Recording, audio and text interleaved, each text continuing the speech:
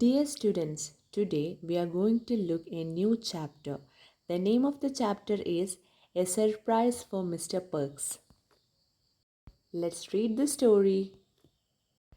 Children can sometimes teach grown-ups the beauty and importance of harmony and kindness.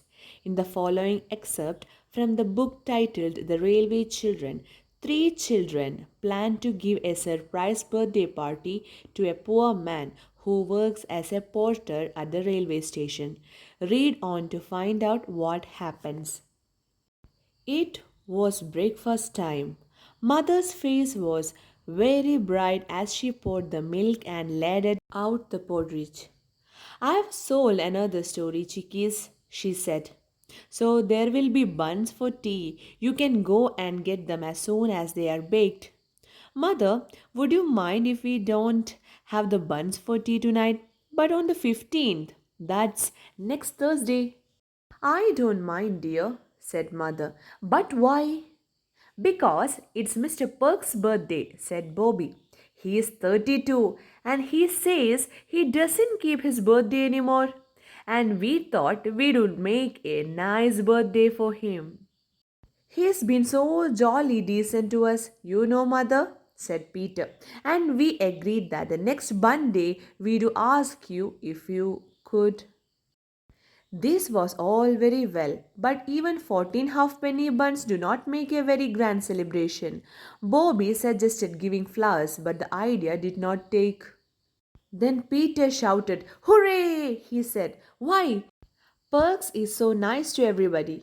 There must be lots of people in the village who do like to help make him a birthday. Let's go around and ask everyone." So they went. When the children got home and counted up what had been given and what had been promised, if they felt that for the first day it was not so bad, Peter wrote down the lists of things in the little pocket book. These were the list. Given: half a pound of tea from the grocer's, a woolen scarf slightly faded from the draper's, a stuffed toy animal from the doctor. Promised: 6 fresh eggs from the woman who lived in the old cottage, a piece of honeycomb and 6 bootlaces from the cobbler, an iron shovel from the blacksmith's. On Thursday, the buns were ready. The buns looked beautiful with Perk's name in pink icing on everyone, and when they were put in cool oven to set the sugar, the children went up to the village to collect the honey and the shovel and the other promised things. The old lady at the post office was standing on her doorstep. She went in and brought out a basket full of fat red gooseberries. "Look here, I've got a pram around the back in the wood lodge. I don't like Mrs. Perks to give it. Will you take it along?" "Oh, yes," said all the children together. All the things that had been collected for Perks were packed into the perambulator, and at 3:30 Peter, Bobby, and Phyllis wheeled it down to the little yellow house where Perks lived. The children waited. The next moment, the stair creaked and Mrs. Perks came down. Her hair was brushed very smooth and tight, and her face shone with soap and water.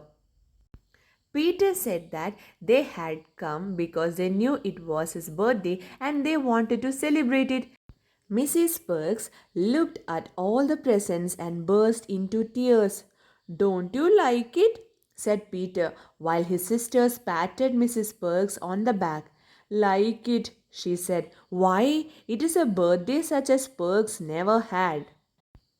And then Mrs. Perks hastily laid the table for tea, and the buns and the honey and the gooseberries were displayed on plates, and the roses were put into glass jam jars, and the tea table looked, as Mrs. Perks said, fit for a prince.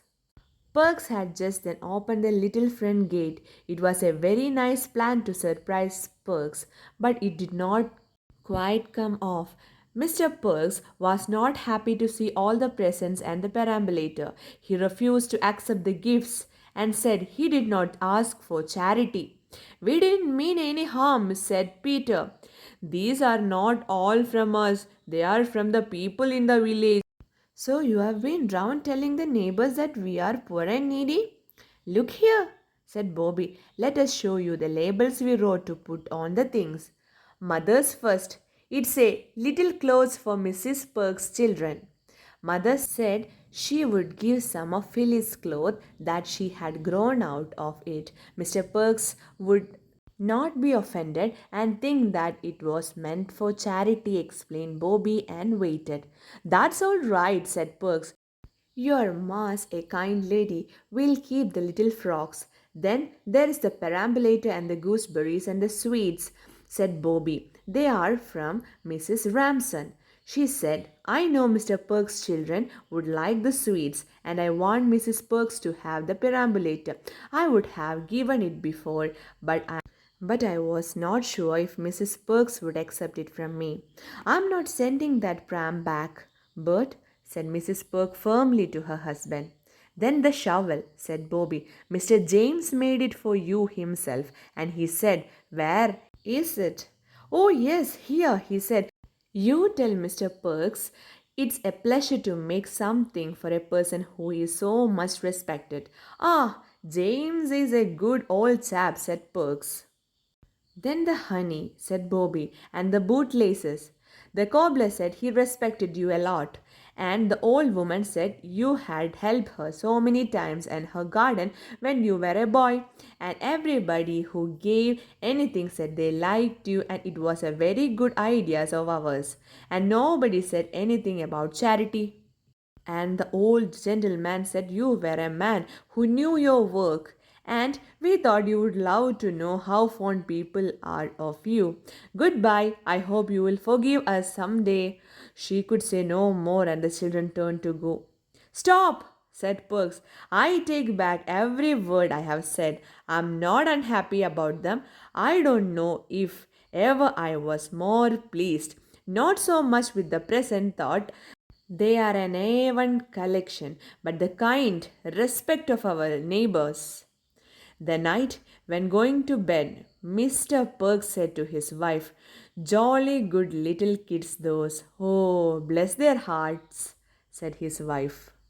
So, dear students, this is all about the chapter. Let us watch a video.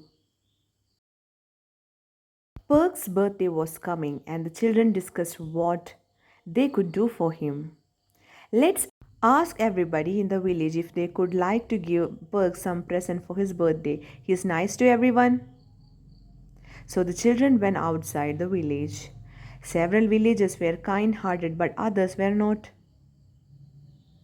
Nobody will remember my birthday tomorrow, so I won't give Perks anything. Thus, the children decided to give Mrs. Ransom a box of roses, together with Bobby's nicest handkerchief. They left the box at the door of the post office.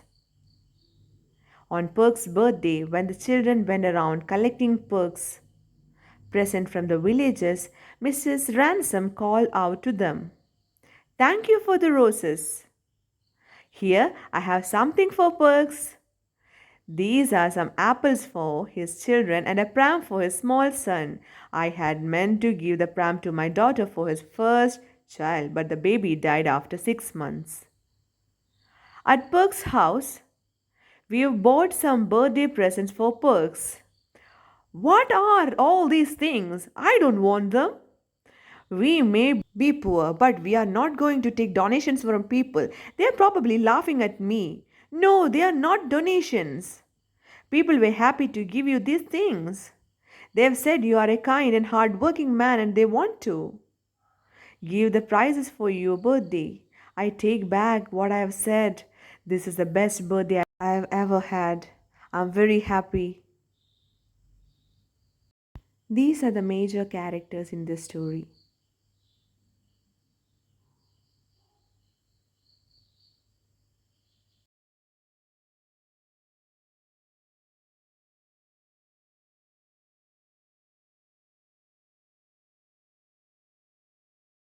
If you like this video, please do like, share and subscribe. Thank you.